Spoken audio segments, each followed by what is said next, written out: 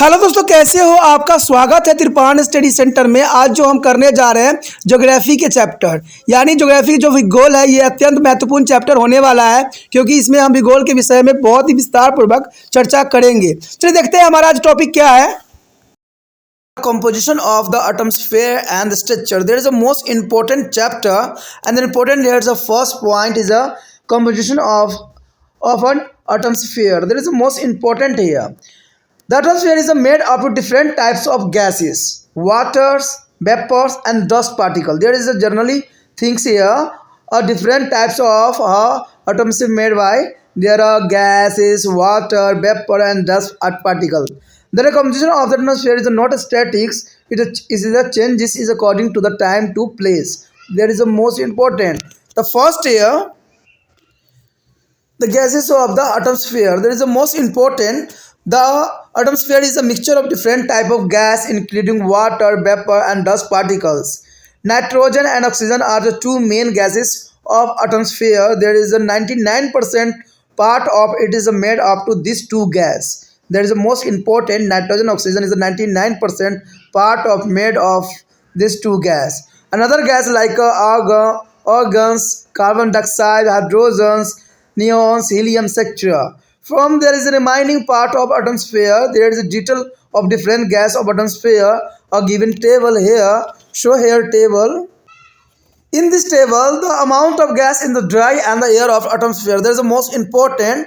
The main gas here are nitrogen and oxygen. The nitrogen is a 78.1% and oxygen here are 20.9%. There is the most important, and the other secondary gases here. The organs, carbon dioxide, hydrogen, neon, helium, ozone, and another. There is the organs is here 0.9, and the carbon dioxide is 0.03%. Hydrogen here 0.01%. Neons is a 0.0018%, and helium is a 0.005%. Ozone here and there other. There is the most important. There is only for a 0.99 means less than 1. If you understand there is a composition of atmosphere, there is a pie chart here show in the screen. There is a pie chart show of clarity. The nitrogen is 78.1% and oxygen is a 20%, and the less is a 1% here other gas. There is a most important for a pie chart of composition of atmosphere chart. The next gas has a ozone gas. The amount of ozone gas in the atmosphere is very little. It is a limit to the ozone, the layer, but is very important. It's a protect the living beings to the absorbing their ultraviolet ray of the sun. If there was no ozone gas in the atmosphere, there would be not has been extended to the living beings and plant on the earth's surface. There is a most important here, ozone gas. And next here, the water vapors. There is a most important also. The gas form of water present in the atmosphere is called water vapor. Water vapor present in the atmosphere has made life possible on earth, but vapor is the source of all kind of precipitations. It is a maximum amount in the atmosphere is could be up to the 4%. A maximum amount of water vapor is found in a hot, wet, and the regions, and it is the least amount of is found in the dry regions. Generally, the amount of the water vapor goes on decreasing from a low latitude to the high altitude. There is a most important, and in the same way, its amount goes on decreasing with the increasing altitude. Water vapor reaches in the atmosphere through the evaporations and transpiration. There is a most important here, and evaporations and take place in the ocean, sea, river, pond, and the lake. Will their transpirations take place of from to the plants, trees, and the living beings. There is the most important here. The water vapor reach in the atmosphere through the evaporations, transpirations, and evaporation. There is the most important here. And next here is the dust particles. Dust particles here are generally found in the lower layer of the atmosphere, and these particles are found in the form of sand, smoke, and oceanic salt. Sand particles have an important place in atmosphere, and this dust particle help in the condensations of the water vapor. During the condensations, as water vapor get condensed in the form of the droplet around these dust particles. And due to this process, the cloud are formed or precipitation is made possible. There is a dust particle is the most important here for this condition. And here important of atmosphere, there is important here oxygen is a very important for the living beings, and carbon dioxide is a very useful for the plants. Dust particle present in atmosphere create a suitable condition of the precipitation, that is the most important. The amount of water vapor in the atmosphere goes on changing and directly affect the plant and living things. There is the most important here. There is a changing and directly affect by the plants and living beings. And the next year, ozone protect all kind of life on the earth from to the harmful ultraviolet ray of the sun. The most important here, ozone protect. Ozone is the most important for here. The harmful ultraviolet ray is often the sun on human beings. यहाँ पर जो हम करने जा रहे हैं अत्यंत महत्वपूर्ण वायुमंडल का संगठन और संरचना। देखिए वायुमंडल का संगठन और संरचना क्या है। वायुमंडल का संगठन के रूप में अगर देखा जाए तो वायुमंडल विभिन्न प्रकार के गैस जैसे जलवाष्प, धूल कणों से बने होते हैं। वायुमंडल का जो है संगठन स्थिर नहीं है और यह समय और स्थान के अनुसार ये बदलता रहता है। इसमें कोई दो राय नहीं है। आपने देखा होगा कि हर जगह का जो है जलवायु हर तरह से होता है, तो इसमें कोई दो राय नहीं कि वायुमंडल का संगठन हर जगह अलग अलग टाइप से होती है। तो यही बात यहाँ दर्शाता है कि वायुमंडल विभिन्न प्रकार के गैस, जलवाष्प और धूल कणों से बने होते हैं। वायुमंडल का संगठन स्थिर नहीं है और यह हर समय स्थान अनुसार बदलता ही रहता है। अगर हम बात करें वायुमंडल की कौन कौन सी गैसें हैं तो इससे हमें साफ पता लग जाएगा कि वायुमंडल के संगठन किस प्रकार हुआ है। यदि बात हम करें वायुमंडल की गैस, तो देखिए जलवाष्प तथा धूल कण सहित वायुमंडल विभिन्न प्रकार के गैसों का मिश्रण भी है। जैसे नाइट्रोजन, ऑक्सीजन वायुमंडल की दो प्रमुख गैसों के रूप में होती है। यानी नाइट्रोजन और ऑक्सीजन को जो है वायुमंडल के दो प्रमुख गैसों के रूप में माना गया है, जो कि काफ़ी अमाउंट में जो है वायुमंडल में उपस्थित होती है। देखा जाए तो इसका परसेंटेज अगर देखोगे तो हैरान हो जाओगे। 99 जो है % भाग इन्हीं दो गैसों से मिलकर बने हुए हैं। तो बहुत बड़ी आश्चर्यचकित की बात है कि 99% कम नहीं होता है। कहते हैं शेष भाग जो होते हैं argon, carbon dioxide, hydrogen, neon, helium आदि गैस पाई जाती है। सिर्फ 1% जो है अदर गैस है, तो जो कि बहुत बड़ी बात है। वायुमंडलीय गैस का वितरण सारणी जो है हम टेबल में देखेंगे और समझेंगे कि इसमें किसका जो है कितना प्रतिशत है।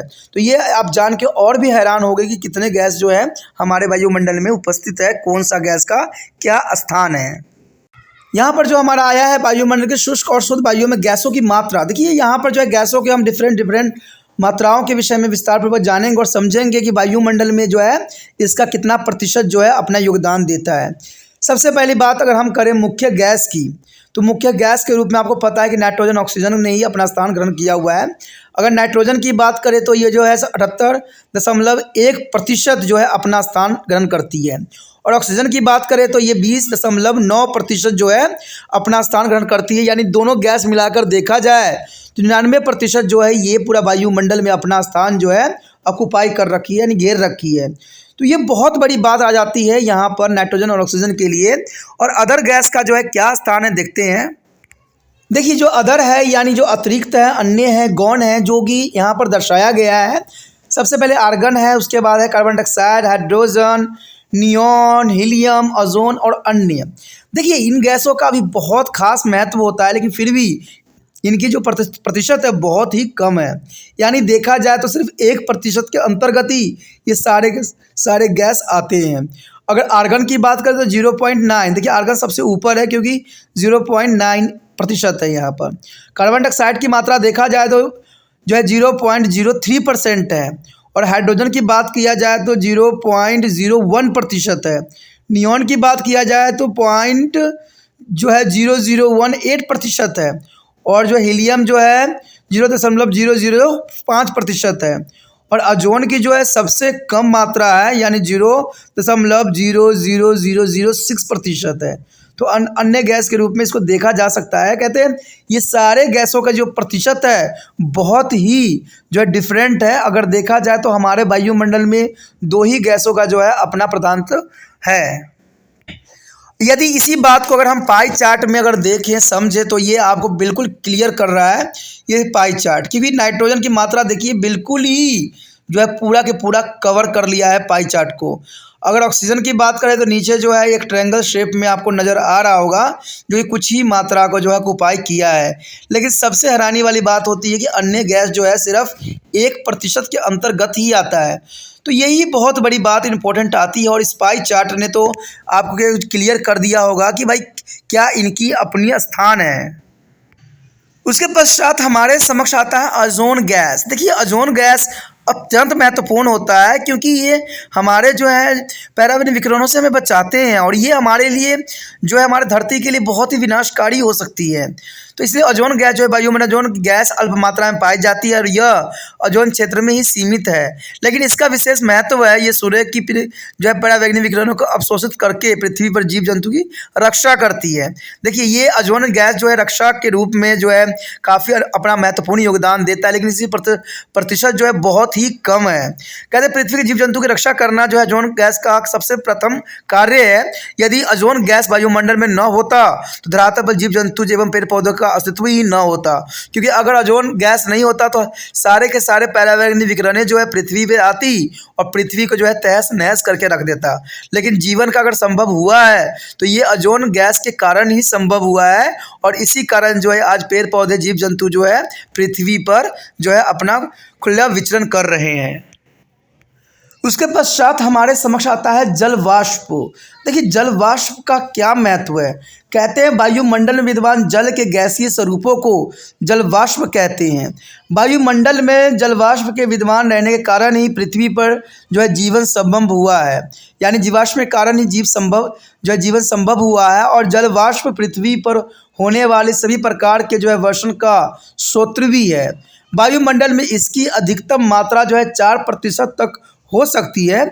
जलवाष्प की सबसे अधिक मात्रा उष्ण आर्द्र क्षेत्रों में पाई जाती है तथा शुष्क क्षेत्रों में यह सबसे कम मिलती है। सामान्यतः निम्न अक्षांशों के उच्च अक्षांशों की और इसकी मात्रा कम होती चली जाती है और इसी प्रकार ऊंचाई के बढ़ने के साथ ही इसकी मात्रा कम होती चली जाती है। वायुमंडल में जो है जलवाष्प जो है वैश्वीकरण तथा वर्ष उत्सर्जन द्वारा पहुँचता है। वैश्वीकरण जो है समुद्री नदियाँ तालाब और झीलों को जो है वर्षन जो है पेड़ पौधों और जीव जंतु पौधों के लिए काफ़ी इम्पोर्टेंट होता है। तो कहा जाए तो जलवाष्प जो है अत्यंत महत्वपूर्ण है और इसका अपना एक स्थान है वायुमंडल में। उसके पश्चात हमारे समक्ष आता है धूल कण। देखिए धूल कण का भी अपना एक स्थान इम्पोर्टेंट रखता है। धूल कण अधिकतम जो है वायुमंडल के निचले स्तर में होते हैं और यह कण धूल, धुआं, समुद्री लवण आदि के रूप में भी पाए जा सकते हैं। धूल कणों का जो है वायुमंडल में जो है विशेष अपना महत्व रखता है और ये धूल कण जलवाष्प के साधारण में सहायता भी करता है और शोषण के समय जो है जलवाष्प जल कणों के रूप में इन्हें जो है धूल कणों के चारों ओर सदित हो जाती है, जिससे बादल बनते हैं और वर्षण संभव हो पाता है। देखिए धूल कण अगर ना रहे तो बरसात भी नहीं होगा, बादल भी नहीं बनेगा तो बरसात भी नहीं होगा। तो धूल कण का भी अपने जगह पर बहुत विशिष्ट स्थान होते हैं। कहते हैं धूल कणों के चारों ओर सदित हो जाते हैं जिससे बादल बनते हैं और बादल बनने से वर्षण संभव हो पाता है। तो आप समझ गए होंगे ना कि धूल कण का भी हमारे लिए कितना महत्वपूर्ण है, वायुमंडल में इसका क्या अपना स्थान है। यदि हम बात यहाँ पर करें वायुमंडल का महत्व तो कहा जाए तो वायुमंडल का अपना एक विशेष महत्व है और इसे नकारा नहीं जा सकता। कहते हैं ऑक्सीजन प्राणी जगत के लिए अत्यंत महत्वपूर्ण है जो कि वायुमंडल से ही प्राप्त होती है। कार्बन डाइऑक्साइड गैस पेड़ पौधों के लिए अधिक उपयोगी होता है और इसी वजह से पेड़ पौधे भी जीवित रहते हैं। देखो नेचर ने जो बहुत चीज़ों को सोच समझ के बनाया है। अगर ऑक्सीजन प्राणी जगत के लिए इम्पोर्टेंट है तो कार्बन डाइऑक्साइड पेड़ पौधों जो है के लिए इम्पोर्टेंट है। कहते हैं दोनों को जो है तालमेल बनाने के लिए जो है पेड़ पौधे और जीव जंतुओं में जो है असमंजस न हो, इसीलिए ऐसा हुआ है। क्योंकि प्राणी अगर ऑक्सीजन लेता है तो कार्बन डाइऑक्साइड लेता है और जो है प्राणी अगर कार्बन डाइऑक्साइड छोड़ता है तो जो है पेड़ पौधे जो है ऑक्सीजन छोड़ते हैं। तो इससे जो है तालमेल सही जो है बने हुए हैं। अगर मान लीजिए इनमें से अगर एक भी नष्ट कर दिया जाए बहुत अधिक मात्रा में तो क्या होगा, ये होगा विनाश का कारण। क्योंकि आपको पता है पेड़ पौधे जिस प्रकार से कट रहे हैं, शायद आने वाला समय में सबसे बड़ा जो है इंसानों को ही इसका प्रकोप जो है झेलना पड़ेगा। और इसका कोई अभी एग्जाम्पल भी आ चुका है और वो बहुत बड़ा दूर नहीं है। कहते हैं दिल्ली दूर नहीं है जहाँ पर गैसों की जो है भरमार हो गई है और वहाँ पर जो है जीव जंतु जो है बहुत तड़प रहे हैं। वहाँ पर इतनी कार्बन डाइऑक्साइड की मात्रा बढ़ गई है कि इंसानों के जीवन जो है संभव, अब वहाँ पर रहना भी संभव नहीं हो रहा है। तो इसका सबसे बड़ा प्रकोप आज जो है दिल्ली के लोग देख रहे हैं। तो इसीलिए पेड़ पौधे जितना हो सके लगाइए। पेड़ पौधे लगाने से ही हम जो है ऑक्सीजन और कार्बन डाइऑक्साइड के तालमेल को बैठा सकते हैं। कहते हैं वायुमंडल में विद्यमान जो है धूल कण वर्षण के लिए अनुकूल दशाएं पैदा करते हैं। क्योंकि धूल कण जो होते हैं वर्षण के लिए अनुकूल दशाएं पैदा करते हैं। अगर धूल कण न हो तो वर्षा होना भी संभव नहीं होगा। वायुमंडल में जलवाष्प की मात्रा घटती बढ़ती सदैव रहती है और प्रत्यक्ष रूप से जो है पादप और जीव जगत को काफ़ी प्रभावित भी करती रहती है, जो कि बहुत ज़रूरी बात है। ओजोन सूर्य के हानिकारक पर्यावरणीय विकिरणों से सभी प्रकार के जीवन की रक्षा भी करती है। तो यही बात जो है काफ़ी इम्पोर्टेंट है। अगर देखा जाए तो इस बात को जो है इम्पोर्टेंट में ही रखा जाना चाहिए।